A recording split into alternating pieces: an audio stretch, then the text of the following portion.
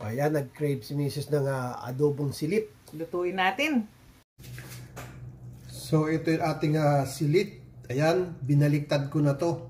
Pagbaliktad nyo, gumamit kayo ng stick. Yung pagbabaliktad para yung mga laman loob, matatanggal natin. Tapos pakabaliktad, dilamas ng asin. Ano? Tsaka hinugasan hanggang sa luminaw. Tapos ngayon, palalambutin natin. Yes. Ayan. So, ayan, maglagay tayo ng tubig. Yung tama lang doon sa level ng ating Karne. So, ayan yung luya natin.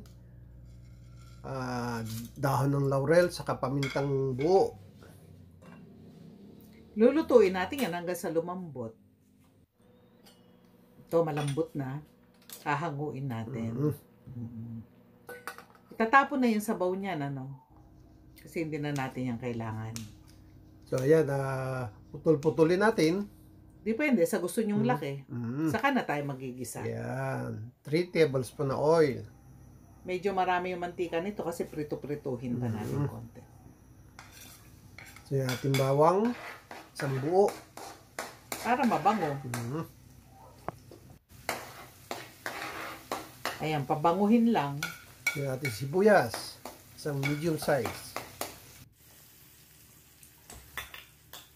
Sili, lagyan natin. Para may kagat. Saka mas masarap talaga yan pag maanghang. So, yun, lagyan na natin yung ating silit na nailaga. Saka na tayo magtitimpla niyan kapag naprito-prito na.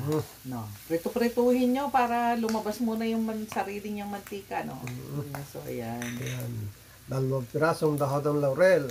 Lagay uli ng laurel, saka pamintang durog naman. Ayan. Bango. Ang bango na. Hindi pa man luto, mabango na. O ayan. Toyo. 2 tablespoon yan. 3 tablespoon na suka. Maglagay din tayo rito ng Sprite. Yan na yung pampatamis natin. Hindi na tayo maglalagay ng brown sugar dito. Yung Sprite na lang. Ayan. At saka, masarap din ito may oyster sauce. Ayan. So, gusto ko lagyan natin ng oyster sauce, Papa. Sige. Ayan. Yan, maglagay tayo. Yung isang ano na ito, isang pack lang na 30 grams. Yan, para may twist naman yung adobo natin, lagyan natin ng oyster sauce. Yan. Patutuyuin na lang natin to. Abay, nung nakita ko yung post nung aking asawa nung pinsan ko na ganito naglaway talaga ako. Kaya sabi ko kay Mang Peps, magluto ka nito. So, eto na. Tuyo na, okay na yan. Ang sarap nito, promise.